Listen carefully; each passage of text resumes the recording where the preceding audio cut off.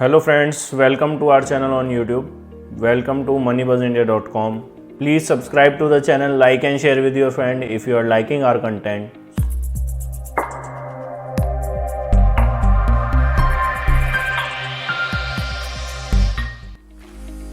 This is some traditional disclaimer on part of Moneybuzz team. Please read it carefully. तो चलिए दोस्तों, आज की वीडियो की शुरुआत करते हैं रशिया यूक्रेन वॉर के साथ, जिस वॉर ने पूरी दुनिया की ग्लोबल इकोनॉमीज़ को हिला के रख रखा है। ग्लोबल मार्केट्स हिल रहे हैं, जिसकी वजह से क्या वो वॉर सच में होने जा रही है या नहीं, या उसका ग्लोबल मार्केट्स पर क्या फ़र्क पड़ेगा। क्या ये वॉर पहली बार हो रही है ग्लोबल मार्केट्स के लिए या नहीं। देखिए, आगे हम डेटा के साथ बात करेंगे और देखेंगे कि वॉर का ग्लोबल मार्केट्स पर और इंडियन मार्केट्स पर किस तरीके का प्रभाव आज तक पड़ा है। तो चलिए शुरुआत करते हैं और देखते हैं। देखिए, हमारे चैनल का उद्देश्य है डीप एक्सटेंसिव रिसर्च करना और डेटा ड्रिवन अप्रोच हम लेकर के चलते हैं, यानी हर चीज़ को हम डेटा के साथ एनालाइज करते हैं, चाहे वो फंडामेंटल हो, चाहे टेक्निकल हो, चाहे किसी कंपनी की ग्रोथ से रिलेटेड हो या अब वार का विषय हो, तो वार को भी हम डेटा के साथ एनालाइज करेंगे। देखिए, जब भी वार हुई हैं आज तक 1941 से 2020 तक का डेटा ये है, जो एक LLP रिसर्च करके हैं S&P पर उन्होंने इकट्ठा करा है, और ये वार का डेटा दिखाता है कि हर बार जब वार हुई है किस तरह से कितना डाउनफॉल मार्केट में आया और कितने दिन रिकवरी में लगे हैं। तो आप इस डेटा को देख सकते हैं। देखिए, अभी यहाँ पे 2020 से 1941 तक है, जो हाईएस्ट टाइम पीरियड है। पर्ल हार्बर अटैक जब हुए थे 1941 में, वहाँ पे 307 दिन लग गए थे मार्केट को रिकवर करने में। उसके बाद से कभी भी ऐसा नहीं हुआ है। हाईएस्ट 189 डेज़ यहाँ पे लगे हैं 1990 में, जब इराक में लड़ाई हुई थी। ये 1990 के बाद में कभी भी 100 दिन से ज़्यादा या 50 दिन से ज़्यादा भी इवन रिकवरी में मार्केट ने नहीं लिए हैं, यदि डाउनफॉल भी आया है तो देखिए, वार को लेकर के इतनी चिंताएं नहीं है, लेकिन ऑलरेडी मार्केट अपने टॉप पर चल रहा है, तो वहाँ से करेक्शन लेने के लिए उसको कुछ ना कुछ कारण चाहिए होता है। तो वो कारण इस बार वॉर बनेगा, मुझे ऐसा लगता है। और आने वाले टाइम में हो सकता है मार्केट थोड़ा सा फॉल यहाँ से ले या स्टॉप ले और कंसोलिडेशन करे, जैसा कि हमने पहले भी इस साल की शुरुआत में डिस्कस करा था वीडियो में कि इस साल मार्केट में -5% टू मतलब नॉर्मल रिटर्न रह सकती हैं। कोई ऐसी पॉजिटिव रिटर्न या पिछली बार की तरह ट्रिमेंडस रिटर्न 20% 30% की नहीं मिलने वाली है इस बार।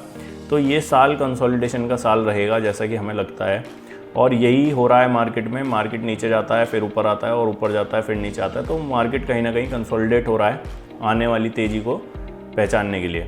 देखिए, वार और फाइनेंशियल मार्केट का यदि आप इफेक्ट देखना चाहेंगे तो वर्ल्ड वॉर सेकेंड जो हुई थी 1939 में, जो कि 1945 तक चली थी, तो डाउ उस समय भी 50% से ज़्यादा अप गया था टोटल में, और 7% पर ईयर के हिसाब से वो बढ़ा था डाउ जोन्स। तो वहाँ पे भी देखा गया था कि 115% के आसपास टोटल मार्केट अपसाइड मूव दिखाया था। तो वॉर से ऐसा डरने की ज़रूरत नहीं है कि वॉर हो जाएगी तो मार्केट क्रैश हो जाएगी या बिल्कुल ख़त्म हो जाएगी, ऐसा कुछ नहीं होने वाला है। ये सब मार्केट ने ऑलरेडी पहले से फैक्टर करा हुआ है, और पहले इससे भी बड़ी बड़ी वॉर, वर्ल्ड वॉर सेकेंड और वगैरह, ये सब मार्केट ने झेली हुई हैं। यदि आप 1926 से 2013 तक का डेटा एनालाइज करेंगे कि जब वॉर हुई है, तो लार्ज कैप, स्मॉल कैप और लॉन्ग टर्म बॉन्ड्स और इन्होंने किस तरह का परफॉर्मेंस दिया है, तो ये एक डेटा आपके लिए महत्वपूर्ण हो सकता है। यहाँ पे आप देख सकते हैं कि किस तरह का रिस्क और किस तरीके की रिटर्न वॉर के टाइम पे रही है। तो लार्ज कैप में आप देख सकते हैं कि 19% का रिस्क, यानी कि डाउन साइड मूव 19% का है और अपसाइड मूव 10% का है। स्मॉल कैप में थोड़ा ज़्यादा 27% डाउन मूव है और 11% अप मूव है। तो इस तरीके से अलग अलग वॉर में मार्केट ने अलग अलग तरीके से परफॉर्म करा है। तो वॉर के इफ़ेक्ट को मार्केट पे समझना कि बिल्कुल सीधे नीचे चला जाएगा, ऐसा नहीं है। मार्केट के इफ़ेक्ट को समझना बहुत ही मुश्किल है, इतना सिंपल नहीं है। लेकिन कमोडिटी प्राइस, ऑयल के, गैस के, ये ज़रूर बढ़ेंगे यदि वॉर होती है वहाँ पे।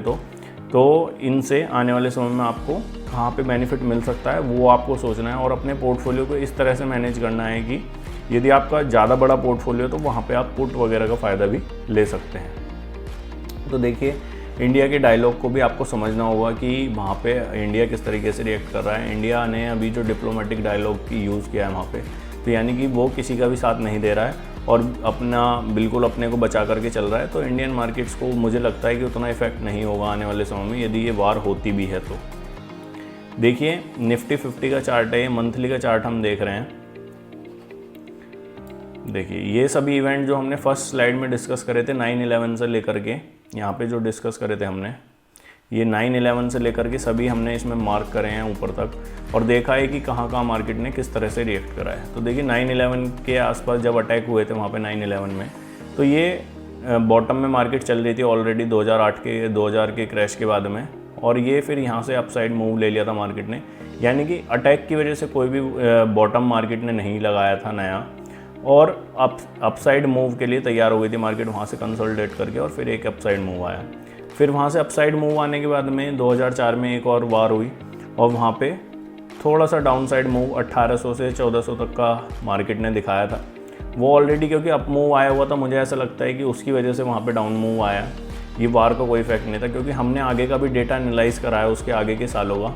तो वार की वजह से कभी भी ऐसा क्रैश मार्केट में आया नहीं है ज़्यादा जो मेजर हो, क्योंकि मार्केट यदि ऑलरेडी अप ट्रेंड में चल रहा है तो उसको वहाँ से कंसोलिडेट होना होता है या नीचे थोड़ा सा करेक्शन लेना होता है। वो किसी ना किसी चीज़ को बहाना बना करके वहाँ से करेक्शन ले लेता है। तो अभी देखेंगे आप, देखिए 5/7 2005 में भी जब वार हुई थी तो कोई भी नीचे का डाउन मूव हमने नहीं देखा था, और वहाँ से सीधे अपसाइड मूव मार्केट ने पकड़ लिया था। यदि आप उसके बाद 2013 का डेटा देखेंगे तो वहाँ से भी थोड़ा बहुत करेक्शन हुआ था, बस 2-4% का, और वहाँ से बाद फिर मार्केट में नई रैली देखने को मिली। यदि आप नॉर्मली देखेंगे चार्ट को निफ्टी के या किसी भी इंडेक्स के, तो आपको पता चलेगा कि ये नॉर्मल करेक्शंस होती हैं मार्केट की 20-30% की, जो भी एक अपसाइड मूव जब आता है उसके बाद में आती ही हैं। यदि आप नॉर्मली एनालाइज करेंगे वार के इफेक्ट को हटा करके, तो आप देखेंगे वार की वजह से नहीं, नॉर्मल मार्केट की कंडीशंस की वजह से भी कई बार उससे ज़्यादा के डाउनफॉल मूव्स आए हैं। जैसे कि आप देख सकते हैं 2015 से 2016 के बीच में मार्केट में 9000 से 7000 तक के लेवल यहाँ पे मार्केट ने दिखाए थे। ये कोई वार की सिचुएशन नहीं थी, कुछ भी नहीं था यहाँ पे, लेकिन नॉर्मल करेक्शन मार्केट ने दिखाया था। यदि आप 28/7/2017 की बात करें तो वहाँ पे भी एक वॉर हुई थी, लेकिन उसके बाद भी मार्केट ने अप मूव दिखाया था। नॉर्मल करेक्शन मार्केट में चलते रहते हैं। 2019 में भी 14/9/2019 में भी एक इवेंट हुआ था, उसके बाद भी मार्केट ने अप मूव दिखाया, लेकिन कोरोना में उसके बाद में फिर क्रैश आ गया था। तो अभी आप देखेंगे यदि 2019-2020 में अप मूव लेने के बाद में फिर कोरोना का क्रैश आया, और वहाँ से कंटिन्यू मूवमेंट मार्केट के अपसाइड एक चैनल में चल रही थी। अब वो चैनल को तोड़ दिया है 18,000 के नीचे आने के बाद में, और 3 महीने से यहीं कंसोलिडेट हो रही है। तो हमें क्या लगता है कि आने वाले समय में मार्केट जो है इस रेंज के बीच में, यानी कि यहाँ पे आप लगा सकते हैं ऊपर में ये जो आप रेंज देख रहे हैं निफ्टी इंडेक्स के लिए, जैसे कि पहला भी हमने देखा था 2017 में। देखिए एक अप मूव आने के बाद में रेंज में कंसोलिडेशन हुआ, फिर नीचे का मूव आया वहाँ पे कोरोना के बाद में, और फिर ऊपर चली गई थी मार्केट। तो हमें लगता है कि आने वाले समय में मार्केट कंसोलिडेट हो सकती है। बहुत ज़्यादा करेक्शन की उम्मीद नहीं है मार्केट में कि 15,000-13,000 के लेवल आ जाएंगे, ये सब ऐसा नहीं लग रहा है चार्ट पर देख करके। तो आप ये सब डेटा निफ्टी के चार्ट पे आप भी एनालाइज कर सकते हैं, डेट डाल करके वहाँ पे देखिएगा कि कब कब वार का मूवमेंट हुआ है और कितना मूवमेंट मार्केट ने लिया है, और नॉर्मली कितना करेक्ट होती है मार्केट जब एक अप मूव आता है उसके बाद में। देखिए यदि आप इक्विटी मार्केट में इन्वेस्टेड हैं और आप सोचते हैं कि सारा रिस्क आपका यहीं है, तो ऐसा नहीं है। तो यदि आप म्यूचुअल फंड में भी आप इन्वेस्ट करते हैं, तो म्यूचुअल फंड भी मार्केट में इन्वेस्ट करते हैं, और मार्केट में यदि क्रैश आता है तो वहाँ पे भी आपको कहीं ना कहीं ये इफेक्ट आपके पोर्टफोलियो पे देखने को मिलेगा, क्योंकि एनएवी डाउन होने लगेंगे, और वहाँ पे मैनेजर्स अपनी फ़ीस चार्ज करते रहते हैं कंटिन्यू बेसिस पे। यदि आप इवन गवर्नमेंट एम्प्लॉई हैं और ईपीएफ आपका कटता है, तो ईपीएफ का फंड भी आपका इनडायरेक्टली मार्केट में इन्वेस्ट हो रहा है, तो वहाँ पे भी आपको डाउनफॉल अपने फंड में देखने को मिलेगा।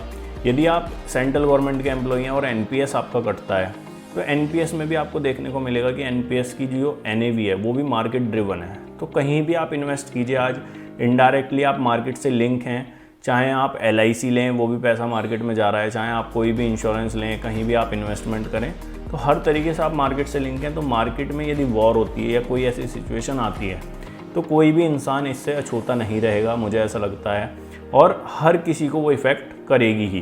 तो इसलिए हो सकता है कि ये देश भी आपस में बैठ करके, जैसा मुझे लगता है, कि एक बीच का रास्ता निकालेंगे और वार की सिचुएशन में हम नहीं आएंगे।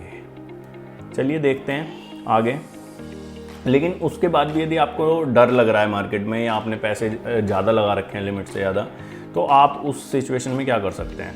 तो यदि आपको फियर लग रहा है तो आप यदि प्रॉफिट में हैं तो फ़िलहाल प्रॉफिट बुक कर सकते हैं अपना, या यदि थोड़ा बहुत लॉस है तो आप यदि ज़्यादा ही डर लग रहा है आपको और आगे कंटिन्यू नहीं करना चाहते हैं, तो उसे प्रॉफिट या लॉस जो भी आपको हो रहा है उसको बुक करके बाहर हो सकते हैं। या एक और तरीका हो सकता है, आप अपनी पोजीशन के हिसाब से, जैसे कि 7-8 लाख रुपए का जो भी आपका पोर्टफोलियो है, तो उसके हिसाब से आप पुट ऑप्शंस को ले सकते हैं, लॉन्ग टर्म पुट ऑप्शन। जैसे कि अभी आपको लगता है कि वार की सिचुएशन फरवरी और मार्च तक रहेगी, तो मार्च एंड की पुट्स आप बाय कर सकते हैं। वहाँ पे थोड़ा सा प्रीमियम आपका जाएगा, लेकिन वो ज़्यादा पोर्टफोलियो की कॉस्ट को इंक्रीज़ नहीं करेगा। लेकिन यदि डाउनफॉल होता है तो वहाँ पे आपको काफ़ी बेनिफिट मिलेगा उसका। तो आपको लगता है कि मार्केट जैसे 16,500 के भी नीचे चला जाएगा, तो 16,500 की पुट आप मार्च की लेकर के अपने पोर्टफोलियो को हेज कर सकते हैं। तो इस तरीके से भी आप एक हेजिंग का फ़ायदा उठा सकते हैं। यदि आप फाइनेंशियल स्पेक्यूलेटर के इस थीम में नहीं जाना चाहते, तो आप लॉन्ग टर्म विजन के साथ अपने पोर्टफोलियो में बने रह सकते हैं और आने वाले समय में 4 से 5 साल 10 साल के लिए उस पोर्टफोलियो को लेकर के चल सकते हैं, जहाँ पे वार वगैरह और ये सब इफेक्ट आपको नलीफाई हो जाएंगे। क्योंकि लॉन्ग टर्म में जब आप देखते हैं 4 से 5 साल 5-6 साल में कभी भी मार्केट ने नेगेटिव रिटर्न नहीं दिया है। तो विश्वास के साथ अपने पोर्टफोलियो में बने रहिए। जहाँ पे भी आपको लगता है कि पोर्टफोलियो में एक डाउनफॉल आ रहा है किसी स्टॉक में, पर्टिकुलर लाइन जो आपने खींच रखी है उससे ज़्यादा, तो उसे काटिए ब्रूटली और उससे बाहर हो जाइए और नए इन्वेस्टमेंट की तरफ अपना नज़रिया बना के रखिए कि वार हो रही है तो वार का फ़ायदा कहाँ पे मिल रहा है या कौन से ऐसे सेक्टर हैं जो परफॉर्म कर रहे हैं। तो आज ऐसा ही चार्ट हम आपके साथ लेकर के आए हैं। तो यदि ये वार की थीम प्ले होती है तो वहाँ पे उसको बहुत ही बेनिफिट मिलने वाला है। और हमने पीछे भी हिस्टोरिकली देखा है कि जब जो वार हुई है तो मेटल्स वगैरह के प्राइस बढ़ जाते हैं। तो इसी थीम पर एक चार्ट लेकर के आए हम, जो हमने ऑलरेडी रिकमेंड करा था 9 मई 2021 में। आप देख सकते हैं वेदांता लिमिटेड 283 के लेवल पे रिकमेंड करा था 360 के टारगेट के लिए। ये 27-28% की रिटर्न ऑलरेडी दे चुका है, लेकिन अब बहुत ही बढ़िया ब्रेकआउट दोबारा से चार्ट ने दिया है। तो हम दोबारा इसे चार्ट ऑफ द वीक में शामिल कर रहे हैं। पहली बार ऐसा हो रहा है कि एक चार्ट को हम 2 बार शामिल कर रहे हैं, क्योंकि बहुत ही अच्छी कंपनी है, फंडामेंटली स्ट्रॉन्ग है और चार्ट पर एक डिसाइसिव ब्रेकआउट दोबारा से आते हुए दिख रहा है वॉल्यूम के साथ में। आप देख सकते हैं 283 के लेवल पर हमने रिकमेंड करा था पहले, वहाँ से थोड़ा सा 250 तक का बेस बनाया है स्टॉक ने और फिर ऊपर के मूव लेके 260-360 के टारगेट इसने यहाँ पे पूरे कर दिए थे। अभी वहीं कंसोलिडेट हो रहा है स्टॉक, अभी 364 चल रहा है। तो हम इसमें री एंट्री के लिए दोबारा से देख सकते हैं 364 या उसके नीचे के लेवल पे यदि कहीं मिलता है, आप 282 का एसएल डाल करके इसमें लॉन्ग क्रिएट कर सकते हैं। अभी ये वीकली का चार्ट है जो हम देख रहे हैं। यदि आप मंथली का चार्ट देखेंगे तो सिचुएशन और ज़्यादा क्लियर होगी आपको। देखिए ये मंथली का चार्ट है, मंथली के चार्ट पे सभी लेवल्स टूटते हुए दिख रहे हैं और अब जो रेजिस्टेंस चार्ट पर बच रहा है वो 500 रुपये के आसपास का बच रहा है, जो कि यहाँ से भी काफ़ी अच्छा मूव चार्ट दिखा सकता है यदि ये ऊपर की तरफ चलता है और वार की सिचुएशन प्ले होती है तो ये चार्ट वैसे भी स्ट्रॉन्ग है, फंडामेंटली भी स्ट्रॉन्ग है और वार की स्टोरी भी ये प्ले कर रहा है। देखिए चार्ट जैसे मार्केट में करेक्शन आपने देखा है पिछले 1-2 वीक में, 3 वीक में, तो यहाँ पे कहीं भी करेक्शन के साइन नहीं है। नीचे स्टॉक यहाँ 320-30 के आसपास जाके फिर से रिबाउंड हुआ है और ऊपर की तरफ भागने की कोशिश कर रहा है। तो हमें लगता है कि आने वाले समय में ये स्टॉक दोबारा से 500, 600, 700 तक के लेवल आपको 1-2 साल 3 साल में दिखा सकता है अच्छे से। यदि कंपनी के फाइनेंशियल की बात करें तो आप कंपनी के फाइनेंशियल देख सकते हैं कि सेल्स 6,600 करोड़ जो 2010 में थी, अब 1,21,000 करोड़ रुपए के आसपास पहुंच गई है। यदि आप प्रॉफिट की बात करें यहाँ पे तो प्रॉफिट भी आप देख सकते हैं, नेट प्रॉफिट 19,000 करोड़ का है। यानी कि जितना बहुत सारी कंपनियों का मार्केट कैपिटलाइजेशन नहीं होता है उतना इस कंपनी का प्रॉफिट है। आप देख सकते हैं कितनी स्ट्रॉन्ग फंडामेंटल वाली ये कंपनी है और कंसिस्टेंट ग्रोथ कंपनी ने दिखाई है। बहुत अच्छे तरीके से कंपनी ग्रो हो रही है धीरे धीरे करके। और यदि आप इंटरेस्ट का बर्डन देखेंगे तो इंटरेस्ट का बर्डन भी 2019 से यहाँ पे काफ़ी घट चुका है और इंटरेस्ट का पोर्शन भी कंपनी ने अपने ऊपर से कम कराया है डेट को। तो यदि आप बैलेंस शीट पर जाएंगे इसकी, तो बैलेंस शीट भी आप देख सकते हैं कि 2010 से जो 7,800 करोड़ रुपए के रिजर्व थे बढ़ करके 64,000 करोड़ के रिजर्व हो चुके हैं इस समय। बोरोइंग जो है 66,000 करोड़ से घट करके 51,000 करोड़ हो गई है और ईयर ऑन ईयर बेसिस पे कंपनी अपनी बोरोइंग्स को घटा रही है और अपनी बैलेंस शीट को इम्प्रूव करती जा रही है। तो हमें लगता है कि वेदांता एक अच्छी बैट हो सकता है आने वाले समय में आपके पोर्टफोलियो के लिए, जो वार के इफेक्ट से भी आपको हेज करके देगा अपने पोर्टफोलियो को और आने वाले समय में स्ट्रॉन्ग फंडामेंटल की वजह से कंपनी स्ट्रॉन्ग चार्ट की वजह से बहुत अच्छा परफॉर्मेंस दे सकती है आपको और एक स्ट्रिक्ट स्टॉप लॉस के साथ आप इसमें एंटर हो सकते हैं। तो ये था हमारा chart of the week stock. एक और स्टॉक आज हम आप सभी के साथ डिस्कस करने वाले हैं जो कि एक उभरती हुई कंपनी है। देखिए उभरती हुई कंपनी में क्या अंतर होता है और एस्टेब्लिश कंपनी में, जैसे HDFC बैंक था। HDFC बैंक को जब शुरू में जिन लोगों ने इन्वेस्ट करा, जैसे कि रामदेव अग्रवाल सर बताते हैं, जब उन्होंने इन्वेस्ट करा 1,000 करोड़ से भी कम का उसका मार्केट कैपिटलाइजेशन था और अब 7 लाख करोड़ के आसपास शायद वो मार्केट कैपिटलाइजेशन पहुंच चुका है, यदि मैं गलत नहीं हूँ आंकड़ों में। तो ये होती है एक स्टोरी, जो उभरती हुई कंपनी में आप इन्वेस्ट करते हैं नीचे के लेवल्स पे, तो धीरे धीरे आपका पैसा इतना मल्टीफोल्ड होता जाता है, तो वहाँ पे आपको बहुत ही बेनिफिट मिलता है। तो ऐसी ही चार्ट्स हम ढूंढने की कोशिश करते हैं जो बॉटम में फंसे हुए हैं, या एक लार्ज कंसोलिडेशन के बाद में ऊपर निकलने की कोशिश कर रहे हैं, या कंपनी में कुछ थीमेटिक चेंज हो रहा है या कुछ ऐसा चेंज कर रही है कंपनी जो कि और बड़ी कंपनियों से उसको आगे लेकर के जा रहा है। तो एक ऐसी ही कंपनी आज हम डिस्कस करने वाले हैं, शंकरा बिल्डिंग मटेरियल्स लिमिटेड करके इस कंपनी का नाम है। काफ़ी पुरानी ये कंपनी है, 2016 के आसपास का ये शायद IPO आया हुआ है 500-700 रुपये के आसपास का, और 2200 रुपये का हाई इस स्टॉक ने लगाया था। उसके बाद में इसके बुरे दिन शुरू हुए और कंपनी का शेयर घट करके 200 रुपये के आसपास पहुंच गया। अब 200 रुपये से कंसोलिडेट होते होते 2020 में ये अब 2022 में 700 रुपये के लेवल पे पहुंच चुका है, और एक बहुत अच्छा राउंडिंग बॉटम पैटर्न इस चार्ट पे बन रहा है, और कप एंड हैंडल भी बन रहा है। यहाँ पे आप देखेंगे यदि मंथली के चार्ट पे, जो कि 2019 से अंडर फॉर्मेशन था और अब एक ब्रेकआउट ले रहा है। अब इस चार्ट को सेलेक्ट करने की सबसे बड़ी वजह यह है कि इस पे सभी लेवल्स टूट चुके हैं ऑलरेडी, और अब हर्डल इस चार्ट के लिए कुछ नहीं बचा है। हर्डल यहाँ पे है सीधा 1200 रुपये के आसपास। तो आने वाले समय में 700 रुपये का स्टॉक आपको 1-2 साल 3 साल में 1200 तक के लेवल आपको दिखा सकता है आपके पोर्टफोलियो में, और एक इंटरेस्टिंग कंपनी हो सकती है।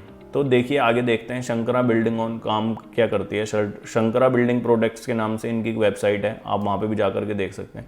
ये कंपनी बहुत सारी कंपनियों के साथ टाई अप करके उनके सामान अपने स्टोर्स पर बेचती है, और एक वन स्टॉप सॉल्यूशन प्रोवाइड कर रही है सभी कंपनियों के लिए जो भी बिल्डिंग का काम कर रही हैं या बिल्डिंग के लिए घर बनाना चाह रहे हैं, जो भी लोग हैं उन सभी के लिए हर तरीके के सामान एक ही छत के नीचे प्रोवाइड करा रहे हैं। जैसे कि आशीर्वाद पाइप, एस्ट्रल, फिलिप्स, हैवल्स वगैरह सभी ब्रांड इनके पास मिलेंगे आपको बिल्डिंग मटेरियल से रिलेटेड, चाहे वो इलेक्ट्रिक फिटिंग हो, चाहे वो CPVC के पाइप हों, चाहे वो किचन की फिटिंग हो। आप देख सकते हैं इस तरीके का काम कोई भी कंपनी नहीं कर रही है जो कि लिस्टेड है, या इस तरीके के सेक्टर में बहुत सारी कंपनियां एक्टिव नहीं है। यदि आप प्रमोटर शेयर होल्डिंग देखेंगे यहाँ पे तो 57% के आसपास एक अच्छी प्रमोटर शेयर होल्डिंग है कंपनी में, और कोई भी शेयर प्लेज नहीं है। यदि आप शेयर होल्डर फंड की बात करें तो शेयर होल्डर फंड 200 करोड़ से बढ़ करके अभी 537 करोड़ रुपए के आसपास पहुँच चुका है। धीरे धीरे कंपनी ग्रो हो रही है। और आगे देख लेते हैं, देखिए सेल्स अभी देखेंगे आप तो यहाँ पे सेल्स देख सकते हैं 1700 करोड़ रुपए की सेल 2013 में थी इनकी, जो कि बढ़ करके 2019 में 3200 करोड़ रुपए के आसपास पहुँच गई थी। लेकिन फिर कोरोना के फॉल के बाद में ये कंपनी 2000 करोड़ रुपए की सेल पे पहुँच पाई 2021 में, और अब दिसंबर तक के जो रिजल्ट इन्होंने दिए हैं 2300 करोड़ रुपए की सेल कंपनी ने कोट करी है। एक लो मार्जिन बिजनेस में कंपनी है, 30 करोड़ रुपए के प्रॉफिट कंपनी कोट कर रही है, लेकिन जब भी काफ़ी अच्छा काम कर रही है। और नीचे के यदि आप नक्शे पे देख पाएंगे तो भारत में नीचे के क्षेत्र में इन्होंने काफ़ी अच्छी पकड़ बनाई है। इस तरीके के स्टोर कंपनी चला रही है, जैसा कि आप फोटो में देख सकते हैं।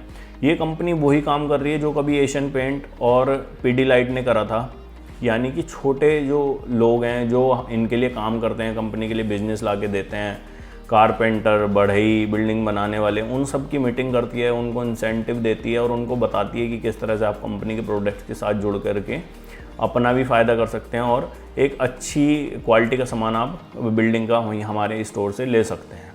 तो इस तरीके के और इंटरेस्टिंग फैक्ट जानने के लिए आप हमारी वेबसाइट को विजिट कर सकते हैं moneybuzzindia.com। वहाँ पे आपको और इस तरीके की बहुत सारी स्टोरीज मिलेंगी। तो शंकरा बिल्डकॉन भी एक अच्छा शेयर आपके पोर्टफोलियो में हो सकता है। हमें लगता है 700 रुपये से ये 1200 रुपये तक की अपसाइड 2 से 3 सालों में आपके पोर्टफोलियो में दिखा सकता है। यदि इसमें स्टॉप लॉस की बात करें तो यहाँ 600 रुपये के नीचे आप यहाँ कहीं इन तीनों कैंडल्स के नीचे एक लाइन खींच करके यहाँ पे एक स्टॉप लॉस ले सकते हैं। यदि आने वाले समय में मार्केट करेक्ट होती है, स्टॉक करेक्ट होता है, तो आपको देखना होगा कि वहाँ पे स्टॉक किस तरह से रिएक्ट करता है। यदि वहाँ पे सपोर्ट लेने के बाद में स्टॉक दोबारा से चलता है तो आपको पता चल जाएगी कि ये एक नया बेस बनाया है स्टॉक ने, या ये यहीं से इसी बेस के साथ में ऊपर जाने की तैयारी कर रहा है। तो ये शंकरा बिल्डकॉन भी एक अच्छा चार्ट आपके पोर्टफोलियो में हो सकता है। Hope you enjoy the video. Thanks for watching us. Thank you.